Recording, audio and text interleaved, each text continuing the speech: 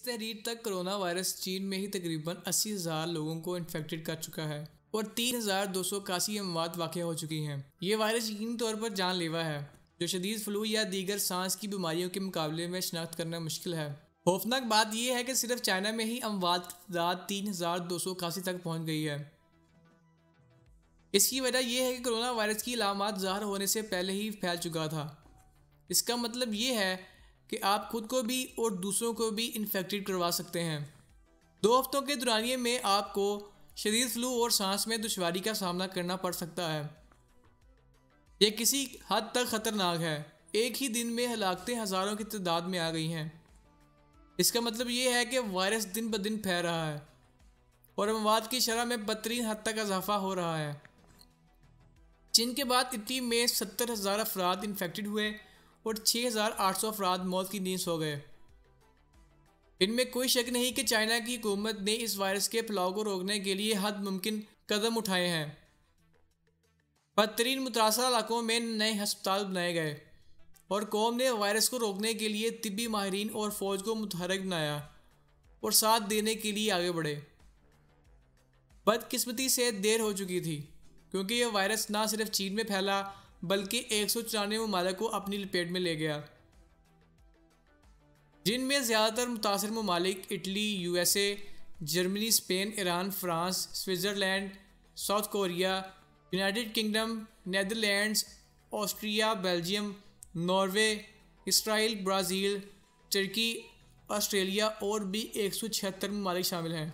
बहुत ज़्यादा लोगों को इन्फेक्शन होने का शुबा है और जब तक अलामत की निशानदही ना हो सके वो मुकम्मल तौर पर ला इल्म रहते हैं। आपके शहर में रोज़ाना वायरस बढ़ रहा है या इसके बेहद इम्कान हैं, तो आप अपने आप को बचाने के लिए क्या कर सकते हैं? हुक्काम लोगों को वायरस से बचाने के लिए चेहरे पर मास्क पहनने की सिफारिश कर रहे हैं, क्योंकि ये अवलीन तरजीह है। मास्क इसलिए बहुत ज़रूरी है कि ये फैली हुई वबा से बचाएगा और जिन अफराद में ये वबा फैल चुकी है उनसे ये आगे नहीं फैलेगा।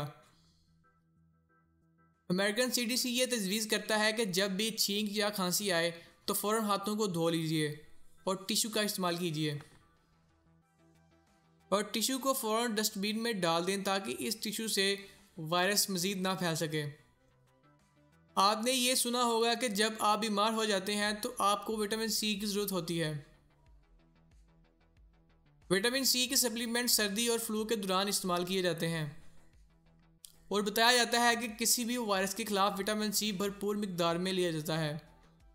लेकिन साइंस हमें कई दहाइयों से बताती रही कि विटामिन C महज अमराज में मुब्तला लोगों को बेवकूफ़ बनाने और झूठी मार्केटिंग है। दरहकीकत अगर आप बाकायदगी से सर्दी और फ्लू की रोकथाम के लिए विटामिन C लेते हैं तो आप अपना नुकसान किडनी स्टोन की शक्ल में करते हैं। किसी किस्म की कोई भी डाइट और सप्लीमेंट आपको इस वायरस से महफूज नहीं रख सकती। अपने हाथों को अच्छी तरह से धोएं कोई भी ग़िज़ा खाने से पहले। अगर आप सयाह हैं तो आपको देखना चाहिए कि आपके सफारत खाने के पास वायरस की टेस्ट किट है या नहीं। या अपने सफारत खाने से मिलकर इस बात का जायज़ा लें कि आप जिस इलाका में जाना चाहते हैं वहाँ के हालात क्या हैं। ये हर किस्म के इंसानों पर असरअंदाज होता है, चाहे वो बच्चा हो, बूढ़ा हो या जवान हो। इस आलमी वबा से निपटने के लिए आप भी साथ दें। अगर आप इन्फेक्टेड हैं तो खांसने से पहले अपने मुंह को ढांपें और जिस चीज़ से ढांपें उसे फौरी तौर पर डिस्पोज कर दें। अपने हाथों को फ़ौरन सैनिटाइज़र से धोएं।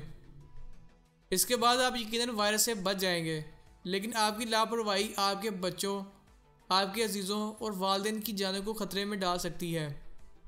अपने घरों में रहें ताकि आपका ज़मीर मुतमईन हो सके कि आपने कुछ ना कुछ किरदार अदा किया था अपने लिए, अपने अजीज़ों कारब के लिए, इंसानियत के लिए।